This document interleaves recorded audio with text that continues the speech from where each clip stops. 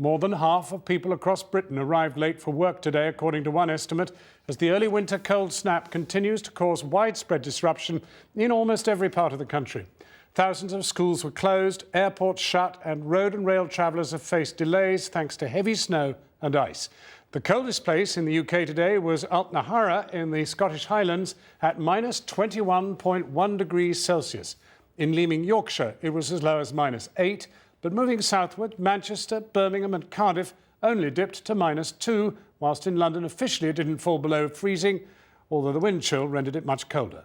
The Met Office has warned that low temperatures are expected to spread southwards as the week progresses and more snow is forecast. Tonight, the government has ordered an audit of how the road clearing effort has worked.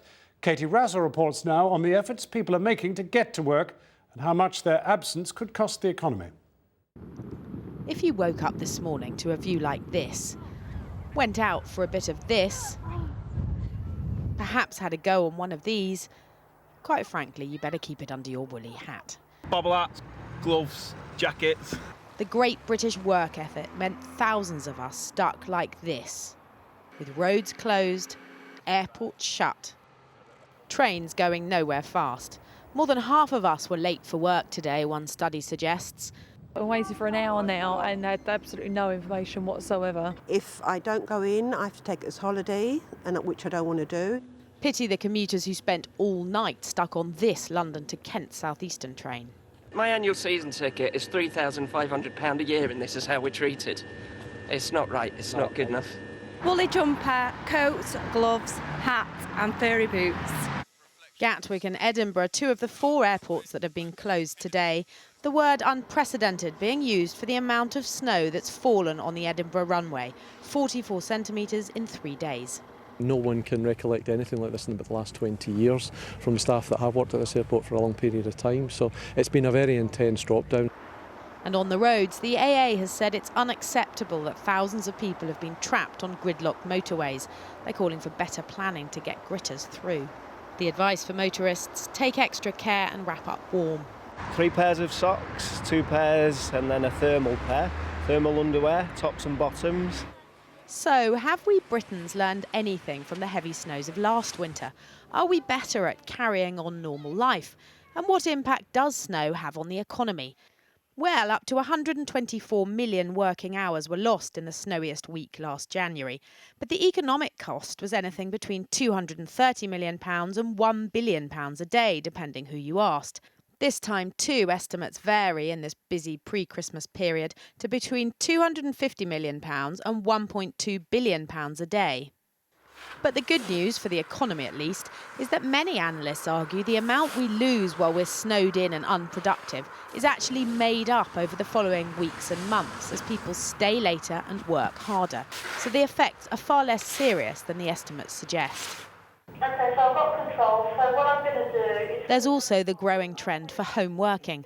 4 of the 10 staff at this small business in Hampshire didn't make it to work today, but they're able to attend meetings, even control the office computers from home, using technology invested in after the last snows. We did in-depth training sessions to make sure that they knew how to use the technology and what to happen if another event, an adverse event like that occurred again. And so this time it's actually worked out really well. We've all been able to get on and carry on as per normal. Thin kind of jacket, a shirt and then another top underneath that and 1 glove because I lost the other one. Today's prize for most dedicated employees, though, surely goes to the midwives of Hexham General Hospital in Northumberland. The dairy farmer husband of one of them, ensuring the new arrivals aren't kept waiting.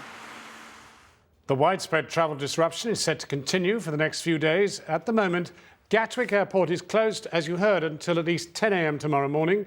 Edinburgh until at least 6 a.m. Flights are also currently suspended at Robin Hood and Durham Tees Valley, and there are delays and cancellations elsewhere. Passengers are being advised to check with their airlines first before travelling.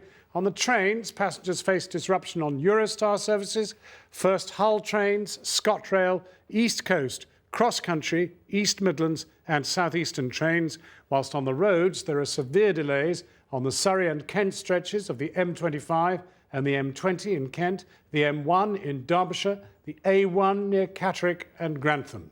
The AA is advising motorists to take extra care on all roads due to the effects of snow and ice. Well, our correspondent Darshana Soni is in the village of Heath in Derbyshire.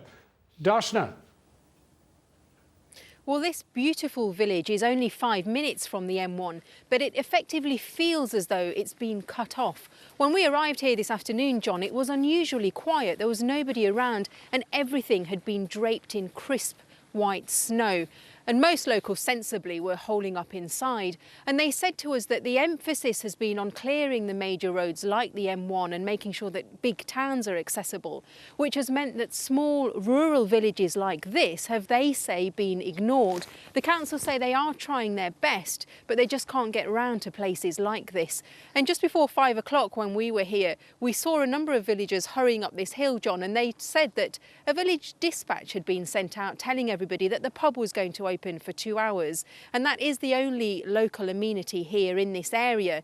And inside the pub we found most villagers had turned out to catch up on the local news, to check up on their neighbours, to make sure that everybody was all right. And they said that they're having to look after each other because they feel as though services aren't getting to them. Now, the council did say it is trying to get round to everybody, but with local roads struggling, with public transport effectively grounded, and with all of the schools around here shut, rural areas like this, especially with more warnings of snow to come, are finding that they really are going to have to hole up and wait it out. Darshana Soni.